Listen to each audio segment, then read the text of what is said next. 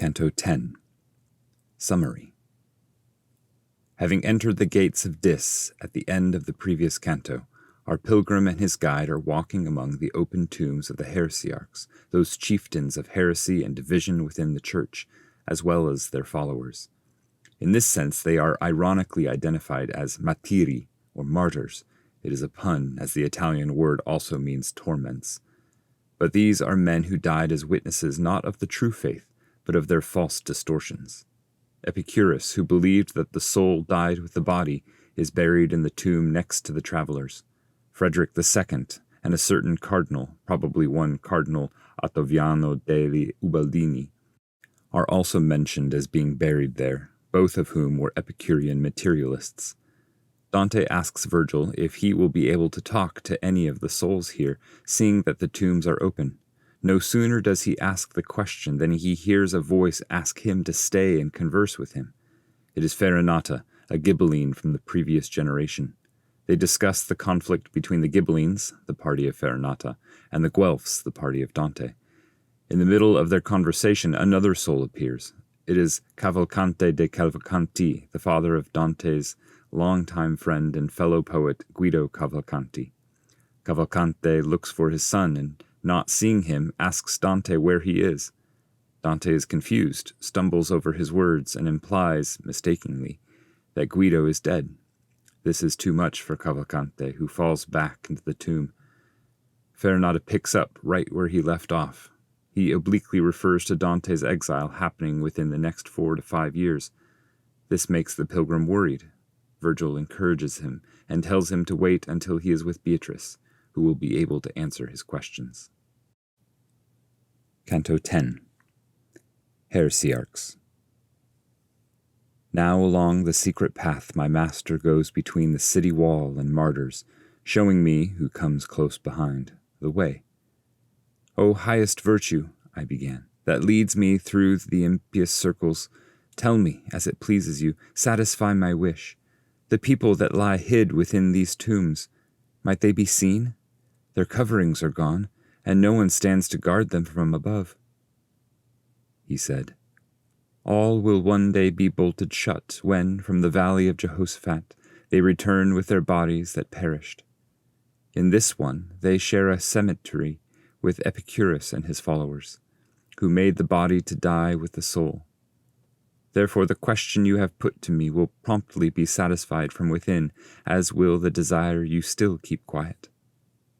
And I, good leader, I was not hiding from you my heart, only to be concise did I speak, and you have heard as always.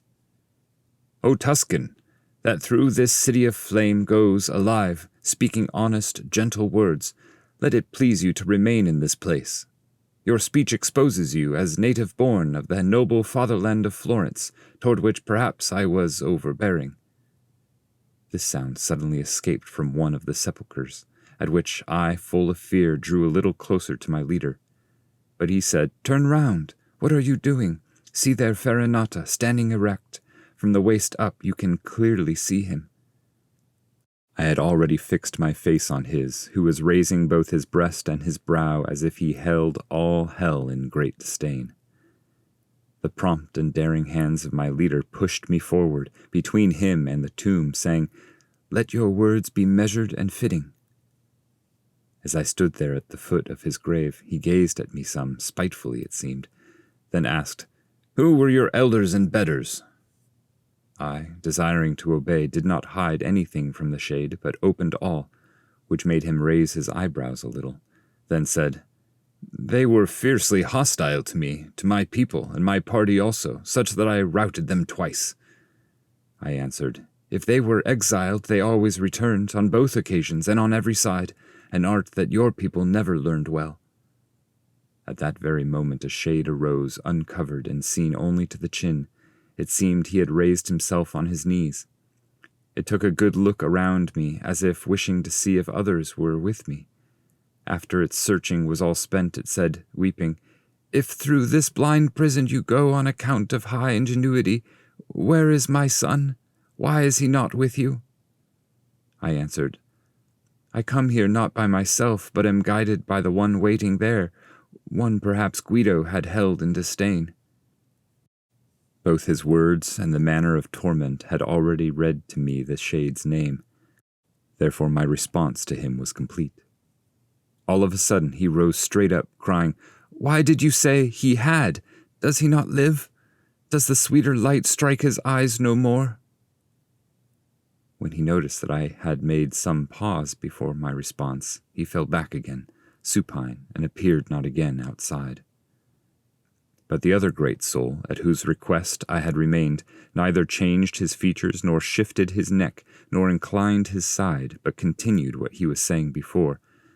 "If they have badly learned that art," he said, "that irritates me more than does this bed. But not 50 times will the face of her who reigns here below be relit before you experience the weight of that art. And so you may return to the sweet world. Tell me why these people are so ruthless against mine in every one of their laws."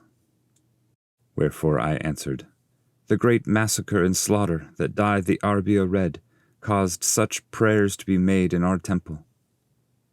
After this he dropped his head, sighing, and said, "I was not alone, and had my reasons for keeping company.